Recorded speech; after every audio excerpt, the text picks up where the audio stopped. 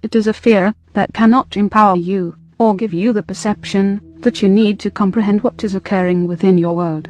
If you can become informed, then fear is transformed into concern, and concern is transformed into constructive action. We know of no other way to describe this. The interbreeding program is becoming very successful. Already there are those walking your earth who are born of the visitor's consciousness and collective endeavor. They cannot reside here for long periods of time, but within only a few years, they will be able to dwell upon the surface of your world permanently. Such will be the perfection of their genetic engineering, that they will seem only slightly different from you, more in their manner, and in their presence than in their physical appearance, to such a point, that they will likely go unnoticed and unrecognized.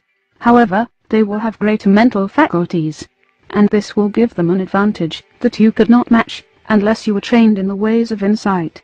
Such is the greater reality into which humanity is emerging, a universe filled with wonders and horrors, a universe of influence, a universe of competition, yet also a universe filled with grace, much like your own world but infinitely greater. The heaven that you seek is not here. However, the forces that you must contend with are. This is the greatest threshold that your race will ever face. Each of us in our group has faced this in our own respective worlds, and there has been a great deal of failure, with only some success.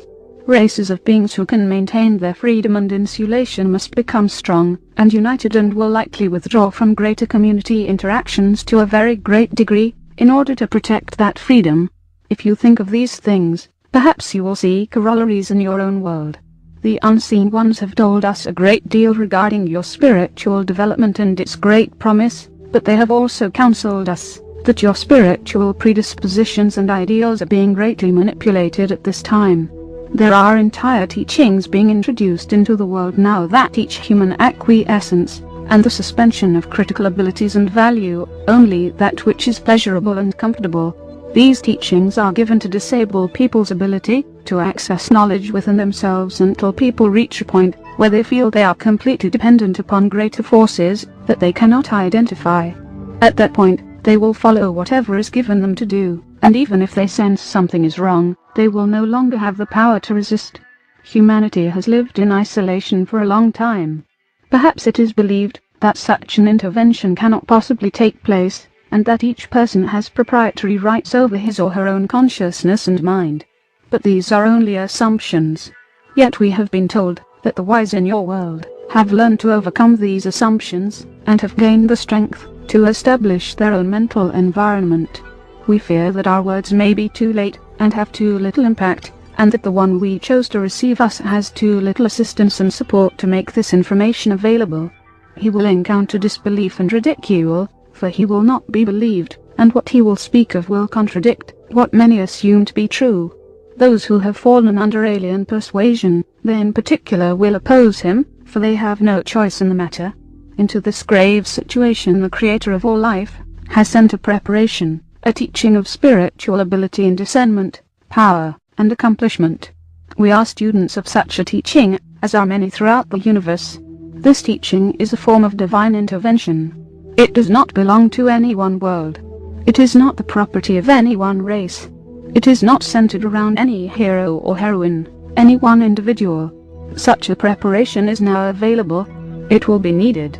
From our perspective, it is the only thing currently that can give humanity an opportunity to become wise and discerning regarding your new life in the greater community.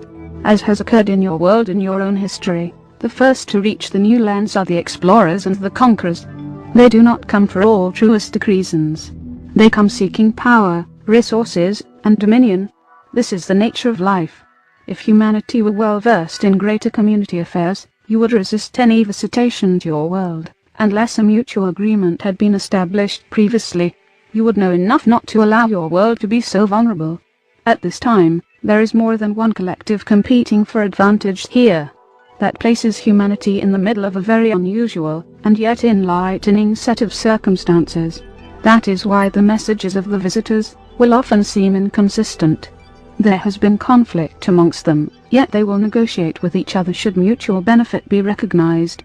However, they are still in competition. To them, this is the frontier. To them, you are only valued as being useful. If you are no longer recognized as being useful, you will simply be discarded.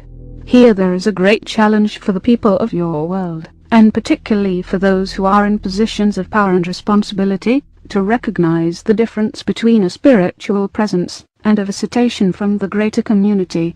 Yet how can you have the framework to make this distinction? Where can you learn such things? Who in your world is in the position to teach about the reality of the greater community? Only a teaching from beyond the world can prepare you for life beyond the world, and life beyond the world is now in your world, seeking to establish itself here, seeking to extend its influence, seeking to win the minds and hearts and souls of people everywhere. It is so simple, and yet so devastating. Therefore, our task in these messages is to bring a great warning, but the warning is not enough. There must be a recognition amongst your people, at least amongst enough people here. There must be an understanding of the reality that you are now facing.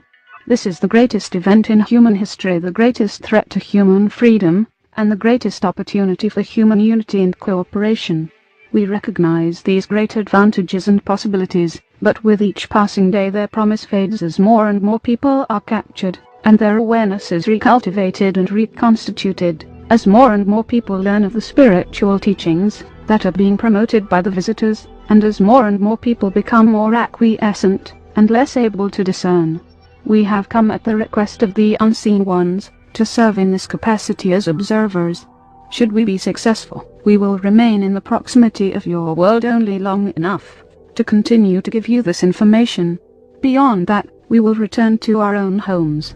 Should we fail, and should the tide turn against humanity, and should the great darkness come over the world, the darkness of domination, then we will have to depart, our mission unfulfilled. Either way, we cannot stay with you, though should you show promise we shall stay until you are safeguarded, until you can provide for yourselves. Included in this is the requirement that you be self-sufficient. Should you become reliant upon trade with other races, this creates a very great risk of manipulation from beyond, for humanity is not yet strong enough to resist the power in the mental environment that can be exerted here, and is being exerted here now. The visitors will try and create the impression that they are the allies of humanity. They will say they are here to save humanity from itself, that only they can offer the great hope that humanity cannot provide for itself, that only they can establish true order and harmony in the world. But this order and this harmony will be theirs, not yours, and the freedom that they promise will not be yours to enjoy. Fourth briefing: manipulation of religious traditions and beliefs. In order to understand the visitors' activities in the world today, we must present more information regarding their influence on world religious institutions and values, and on the fundamental spiritual impulses which are common to your nature, and which, in many ways, are common to intelligent life in many parts of the greater community.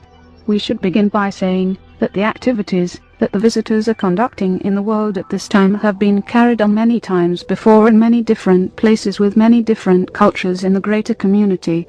Your visitors are not the originators of these activities, but merely use them at their own discretion to the extent that they are aware of them, and have used them before. It is important for you to understand that skills in influence and manipulation have been developed to a very high degree of functionality in the greater community. As races become more adept and more capable technologically, they exert more subtle and more pervasive kinds of influence upon one another. Human beings have only evolved thus far to compete with each other, so you do not yet have this adaptive advantage.